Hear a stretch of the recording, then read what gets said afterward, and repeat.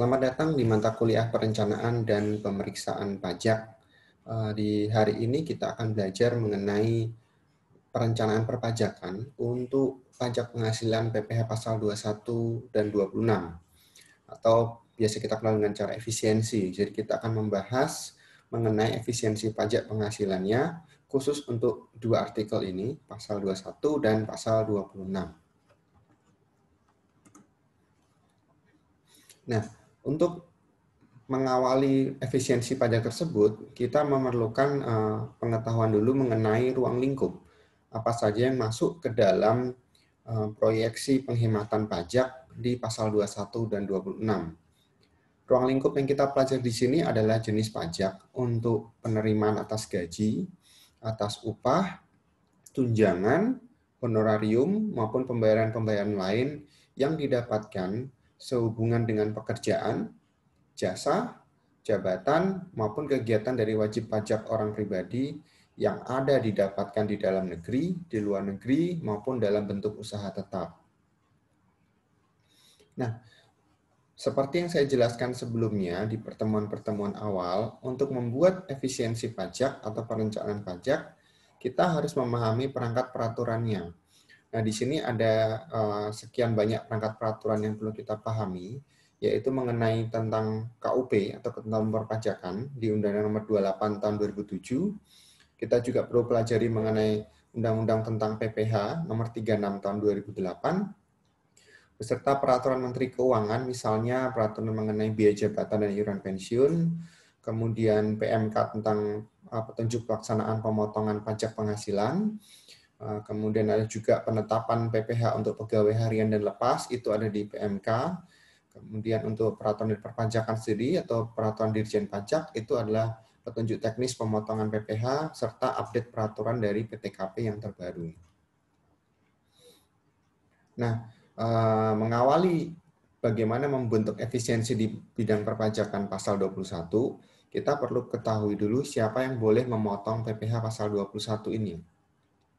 Sesuai dengan ketentuan di Peraturan Dirjen Pajak Nomor 31 Tahun 2012, maka yang boleh memotong PPh ini adalah si pemberi kerja. Ya. Yang kedua adalah bendaharawan pemerintah atau agen-agen pemerintah, pegawai negeri dan sebagainya, penyelenggara dana pensiun untuk pemotongan dana pensiunnya, kemudian orang pribadi yang melakukan kegiatan usaha atau penyelenggara kegiatan atau event, misalnya musik atau kegiatan sosial. Di luar dari pemotong tersebut, ada juga yang bukan pemberi kerja, tetapi dia dapat melakukan pemotongan PPh pasal 21. Ada 3 pihak yang saya catat di sini, yaitu kantor perwakilan negara asing, biasanya untuk mencatat PPh untuk pasal 26 atau wajib pajak luar negeri, kemudian organisasi internasional yang proses pendiriannya berdasarkan izin Kementerian Keuangan, dan yang ketiga adalah orang pribadi yang tidak melakukan usaha itu bisa juga melakukan pemotongan PPh pasal 21 berkenaan dengan kegiatan usaha orang lain. Jadi dia sebagai pemotong dan penyetor pajaknya. Nah, apa yang akan dipotong dari pajak penghasilan? Atau kita bisa melihat subjeknya itu apa sih? Nah, subjeknya di sini ada 3 yang utama. Yang pertama adalah pegawai. Itu pegawai yang termasuk mereka yang menerima uang pesangon dan manfaat pensiun. Ya. Jadi kalau uang pesangon dan manfaat pensiun ini artinya yang baru pertama kali pensiun. Itu masih masuk dalam kategori pegawai. Yang bukan pegawai itu bisa jadi adalah mantan karyawannya, ya, selama dia mendapatkan penghasilan atau jenis pekerjaan lain yang tidak pegawai tetap, tetapi dia masih mendapatkan penghasilan, pegawai harian, pegawai lepas maupun buruh. Yang ketiga adalah dewan. Ya. Dewan di sini mencakup 2 kepentingan, dewan komisaris maupun dewan pengawas, yang sebetulnya tidak terlibat langsung dalam kegiatan usaha, tetapi memperoleh manfaat atas keuntungan dari perusahaan tersebut. Nah, objek yang dipotong apa? Ada 3 ya. Penghasilan dari dalam negeri, artinya yang diterima dari kegiatan usaha di dalam Indonesia atau di dalam wilayah pabean. Kemudian penghasilan luar negeri, ya, penghasilan yang didapatkan dari negara lain atau di luar wilayah pabean, dan penerimaan atas natura dalam berbagai macam bentuk. Nah, berikut adalah kelompok yang bisa dikecualikan dari objek pajak. Artinya kalau ada bagian ini, kita bisa skip atau kita bisa hindarkan dari pengenaan pajak kita. Yaitu kalau kita mendapat pembayaran manfaat asuransi, ya, atau kita habis menerima klaim asuransi, entah itu asuransi kesehatan, pendidikan, maupun asuransi jiwa. Kemudian penerimaan natura yang diberikan dari wajib pajak.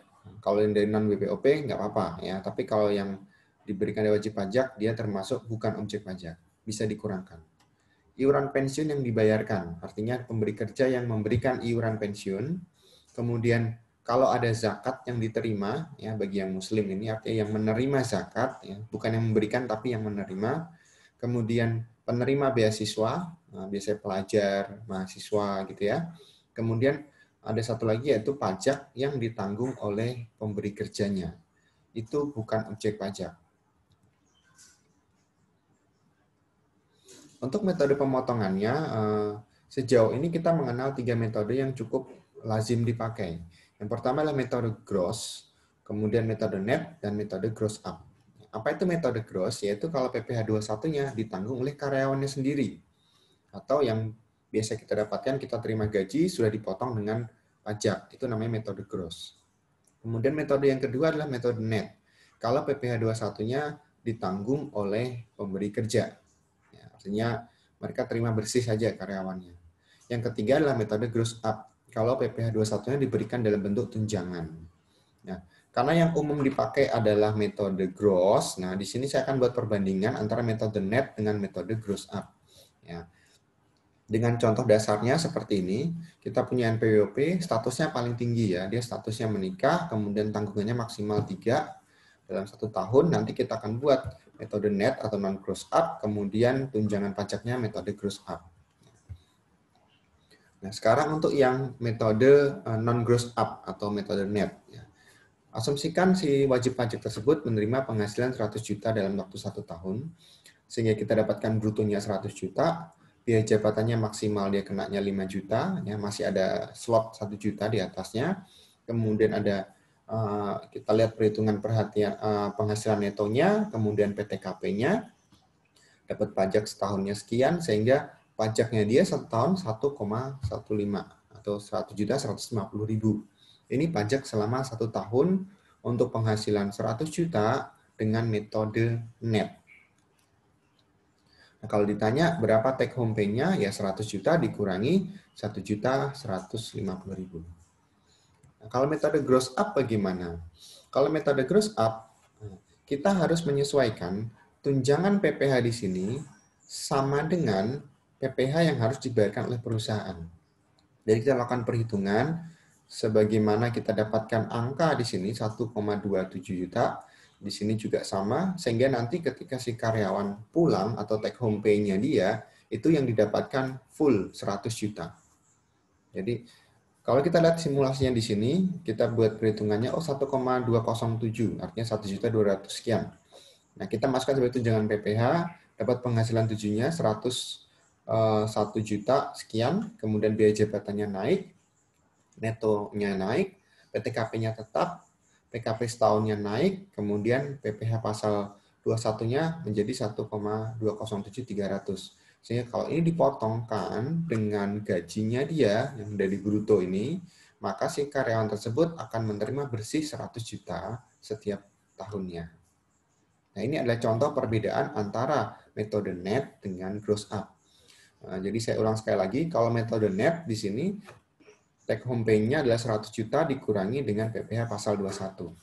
Sedangkan kalau kita menggunakan metode gross up, kita akan cari berapa optimal tunjangan PPh-nya, harus sama dengan di sini, ya. Bisa pakai perhitungan matematika sederhana.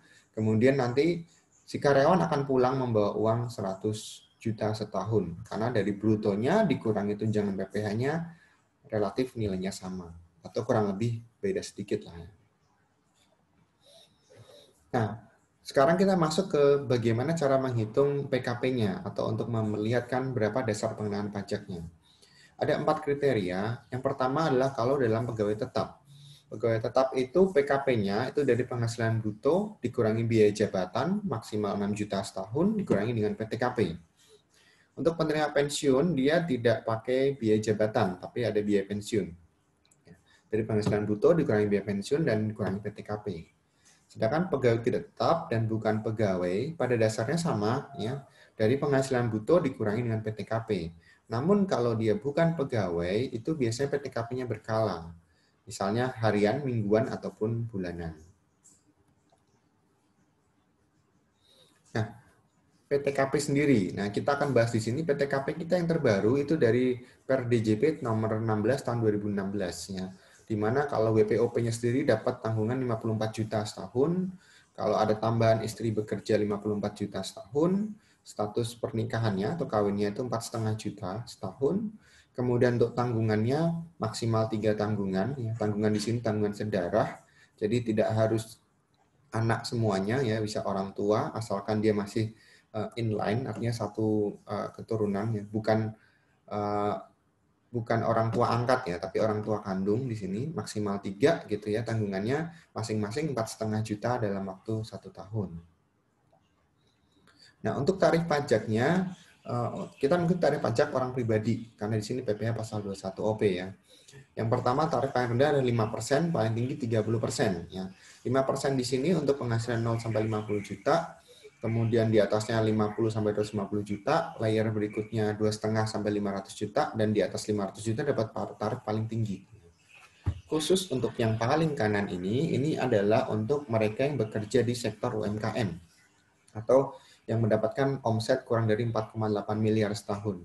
Mereka masih dapat PPh final ya. Jadi bukan PPh 21 tapi kelompoknya PPh final. Itu menurut aturan PP 23 tahun 2008. Jadi kena PPh pasal 4 ayat 2. Nah, sekarang kita lihat contoh pilihan strategi efisiensi pajak. Nanti setelah perkuliahan ini kita akan melihat atau kalian akan memahami, saya akan berdiskusi ya, seperti apa efisiensi yang bisa dilakukan di perpajakannya. Berikut ada 8 ketentuan yang nanti kita bisa diskusikan di dalam sesi berikutnya. Ya. Seperti apa yang efisien? Apakah kita akan memberikan makan bersama atau karyawan mendapatkan catering? Atau karyawan mendapatkan tunjangan makan, artinya dalam bentuk uang.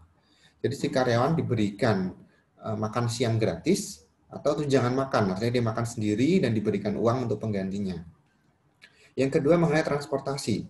Apakah kita akan menyediakan kendaraan antar jemput atau kita cukup kasih tunjangan transport harian? Kendaraan dinas pun sama. Apakah kita perlu membuat fasilitas kendaraan dinas untuk direksi biasanya atau untuk karyawan yang levelnya tinggi, atau kita berikan tunjangan kendaraan untuk karyawan-karyawan tersebut? Karena proses perpajakannya berbeda ya. Yang satu ditanggung oleh perusahaan, yang satu ditanggung oleh WPOP sendiri. Ada juga fasilitas handphone dinas dan tunjangan handphone.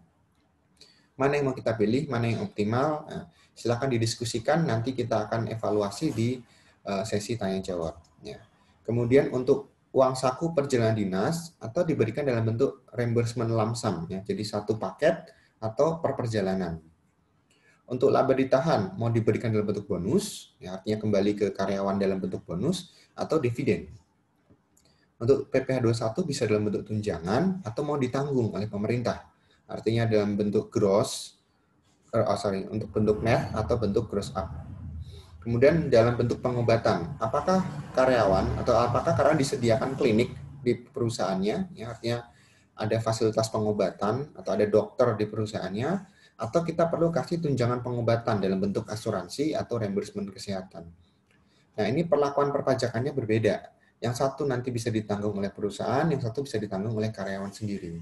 Nah, ini nanti akan menjadi bahan pertimbangan kita dalam menentukan efisiensi pajak khususnya untuk PPh pasal 21. Oke, demikian informasi yang bisa saya sampaikan. Kita akan ketemu di kelas sesi tanya jawab. Terima kasih.